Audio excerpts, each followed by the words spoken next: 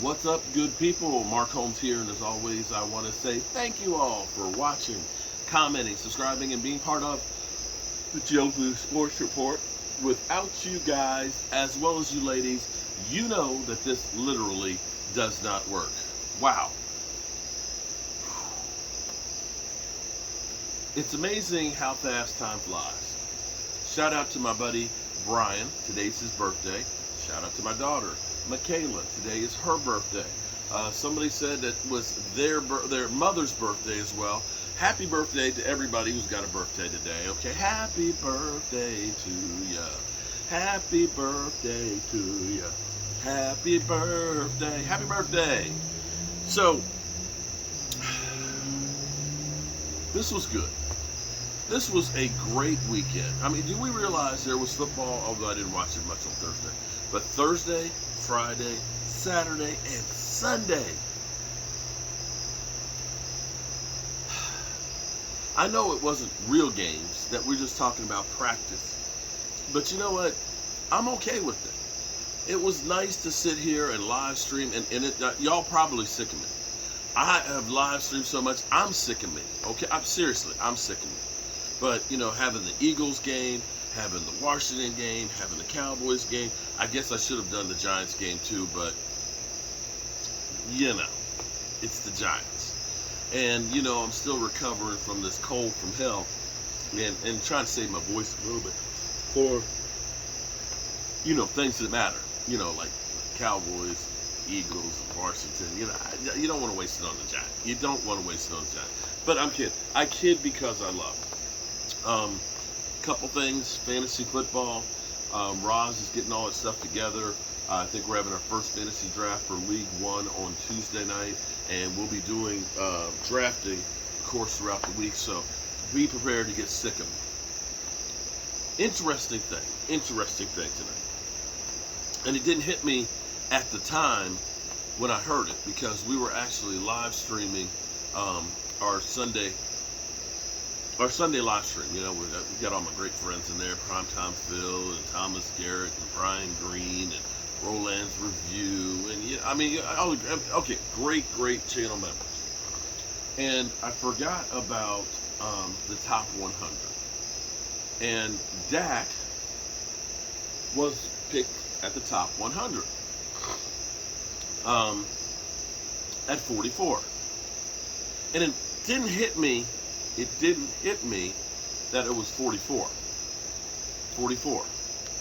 Power of 4. The number 4. 4th round draft pick. For his mother.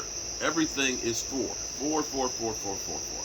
So how fitting is it that he's number 44 on the list? I mean, it'd been nice if that had been number 4, but we know he's not quite number 4 on the list. So 44 is pretty good. So, looking ahead on the top 100 list, we know we got Zach Martin. We know we had Tyron Smith on there. I believe, did we have DeMarcus Lawrence? Can't remember. But looking ahead from 44, we know Micah Parsons is going to be on there. We know Micah Parsons has to be on there. Micah Parsons should be in the top 10. Just should be. I know it's crazy to say a guy who's only had 1 year should be in the top 10, but you can look at how Micah Parsons has become the face of that defense. The way he talks about my team, where he is the de facto leader after 1 year. And I believe that hopefully we're looking at the beginning of a great career. That we're not going to have a fallback like Chase Young had. I don't think that Micah Parsons, after speaking to his dad and doing that interview, learning more about Micah Parsons and what made him growing up, or the way his father and his mother brought him up, being goal-oriented, and, you know, what you got out of stuff in life, what you put into it. You look at the work ethic that guy has, and you believe when he says he's going to do something, so far, everything he said he's going to do, he's done. It's crazy, but it's true. The only other question to me is this. The only other person who could be on the list would be Diggs. And this is one of those ones that I honestly don't know if Diggs will be on the list because, he had the 11 interceptions. The only guy this century to have 11 interceptions in a season. But a guy, still got the cough, guys.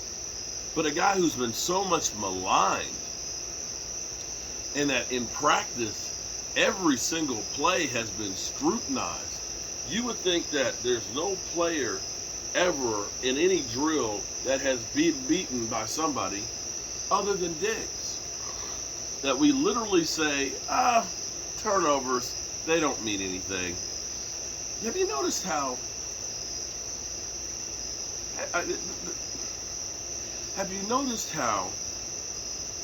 when the Cowboys have a problem, they really overanalyze it, right? So last week, and this is the same thing with this, but last week, oh my God, the Cowboys, their season's over with.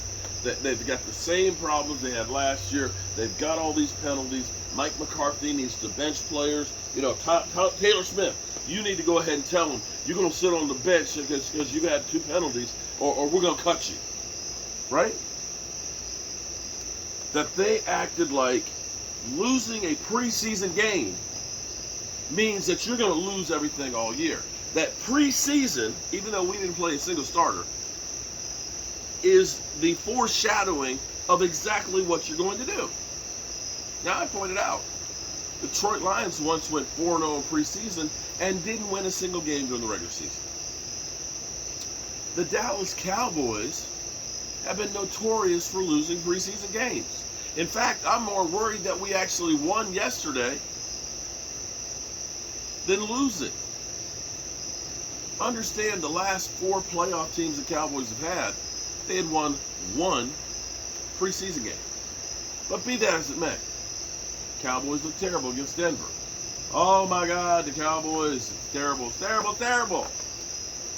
And I bet you tomorrow when we watch the shows, they're going to say, it's just preseason. Oh, the Cowboys, it's only preseason. They weren't playing their starters. You don't really learn anything from preseason. You guaranteed that's what we're going to do. Okay? Now, another case in point. The Cowboys go 13-3. They have a running game with Zeke Elliott. They play ball control. What do they say about Dak Prescott? He's just a bus driver, dink and dunker. When Seattle won the Super Bowl, that was Russell Wilson. 1,257 yards from beast mode. Number 1 scoring defense. Number 1 defense in yardage. Number 1 defense in taking away the football. That was bus drive. Dak does it. He's a dink and dunker, can't get down the field. Okay. All right. So we start throwing the ball down the field. What do? Garbage time. Because the division is so weak, they had blowouts in their division. Are you going to tell me that Tom Brady had a strong division most of those years when he was in New England? With Miami? The Jets were good for a couple of years in there, I'll give you that. And Buffalo? Pretty much they had 6 gimme games every year. Are you going to tell me that Aaron Rodgers has had a tough division all the years that he's been there? He's had the Lions every year. The Bears, the bad news Bears. Yeah, the Bears once in a while, they're okay. But when can you ever say the Bears have had a quarterback? And then there's the Vikings. Other than that year with Case Keenum, you follow what I'm saying? There's a lot of teams that sometimes play in bad divisions and have gimme games that literally they get garbage yards. But with Dak Prescott, boom. Then they tell you, well, Dak Prescott, they don't beat playoff teams. He doesn't have a winning record against playoff teams. Well, there's a reason why winning teams have a winning record. Because they win a lot of games. They don't tell you that Aaron Rodgers has a losing record against winning teams, do they? No. They make you think that it's only the Cowboys when there's a problem. So when Diggs has 11 interceptions, they say, oh, well, but he can't cover people. He gives up touchdowns. Interceptions, meh.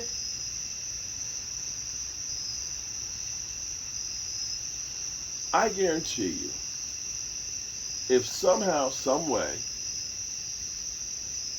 Diggs does not have a lot of interceptions this year, and let's say Big Play Slay has 8 interceptions, they will literally say he is the greatest cornerback since Deion Sanders. Watch. Because that's the way they do to the Dallas Cowboys. It just is. So, we know Micah Parsons will be in the top 100. Question will be, will Diggs? I don't know. I don't know. It could go either way. But who knows? Anyway, tomorrow, hopefully, I'll get some time. And I want to start looking at guys like Tristan Hill. Tristan Hill has turned the narrative around on him. He has done some great things. I want to look at some more of Tyler Smith. I did one thing that I think is interesting. I do think it's interesting. I mean, I've done some stuff that's, kind of meh. But I think this was actually really good because when you look at a preseason game, forget the score. Forget the score because it's not apples to oranges. Some teams will play their starters for a series or two or a half. Other teams won't let their starters anywhere close to the field, and that's what we are. And so you have to really look at individual matchups of things. Now, the Cowboys have been with not playing their starters. Now, of course, we're all been at training camp and watching practice and stuff like that. But the Cowboys seem to be close to the vest on what they're going to be doing. You can't really find out the tendencies of what they're doing because they've been very, very secretive. You haven't really seen Dak other than practice, but Dak looks pretty good. You've seen Zeke Elliott, running, of course. And, you've heard hints of things of Tony Pollard saying, that this past week I played more in the slot and wide receiver than I have in my career. You don't really know what the Cowboys are going to do. But I will say, in my mind, that I believe the Cowboys' offense is evolving, that Kellen Moore is evolving some. And for me, case in point, or great case study, if you're going through and looking at things that were working, because ultimately that's what preseason is about. Getting work in, hopefully getting out healthy, and trying some new things that you want to see how people react. Well, the Cowboys, when they were down 10-7, Cooper Rush got the football on the 31-yard line. And they methodically went down and scored a touchdown. Methodically. They only had 2 plays in that whole drive that did not work. They burned off about 7 minutes of the clock. They got 69 yards and a touchdown. And they did it exclusively with 12 personnel. And they used it in so many different formations. We had tight ends on each side. We had 2 tight ends on one side. We had 2 tight ends on the other. We had 2 tight ends and 2 receivers, and we ran to the weak side. We had, tight ends on each side, wide receivers bunched in, everybody in tight, and just running over people.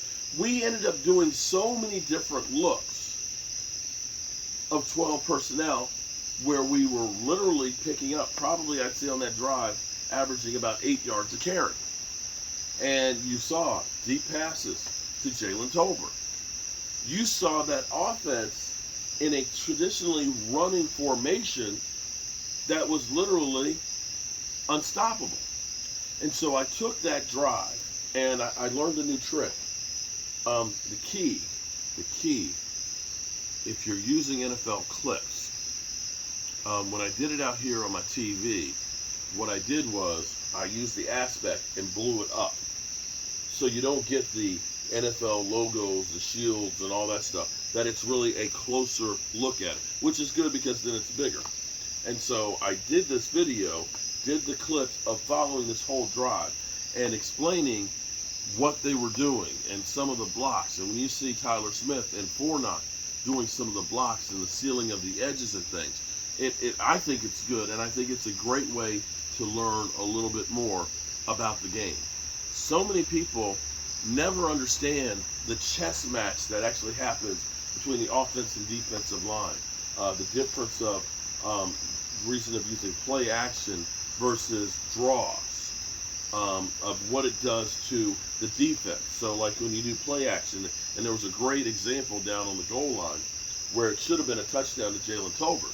But what you see when you slow it down and look at the whole field as opposed to just looking at the quarterback, you'll see them fake the dive, and you will see the safety and the linebackers, all of them get sucked in because they've been giving up yardage on the running play, so they know we've got to get here right now. And he fakes the dive and does a bootleg, and a bootleg is a rollout. The bootleg being typically the quarterback's trying to hide the ball here by his boot, holding it down to the side. He's looping around. You've got all the action looking like it's going to be a running play, and of course that means the defense reacts to that. And you do the bootleg, he comes around, you had one receiver in the route, which was Jalen Tolbert going to the corner of the end zone. Perfect pass and everything else. The only thing was he didn't do the toe tap right there to get it in. But looking at this and seeing, you can kind of get into the mind of what the offensive coordinator was designing. And I'm praying that we see more of this, because that formation, you can't say we need to play 8 men in the box. You can't say we need to play nickel coverage. You have to be keeping the defense honest when you're playing against that kind of an offense. You just have to. It's not really a passing offense. It's not really a running offense. It's an all of the above offense. And I think that that is actually a good video to watch. It's about 20 minutes long, but you will learn a lot about the games that are played and get a new appreciation for the war that is on the defense and offensive line. Anyway, I've been long-winded today. My throat isn't quite as sore. My head isn't quite as there. I still have a lot of kind of wheezing in here, and chest congestion, and that kind of comes and goes. But it's getting better, or it's evolving, or it's doing something. And so, I end this as always with a thank you for all of you guys that are there and part of the show. And by that I mean anybody who's watching this, you're part of the show. If you like, if you comment, if you subscribe, you are part of the show, and I thank you. But remember, tomorrow is never promised. And make sure you let the people you know you love them, because you might not get the chance tomorrow. And God willing, I'll be here with Don't Sleep Well on the Cowboys first thing in the morning. Peace out, people, and I love you.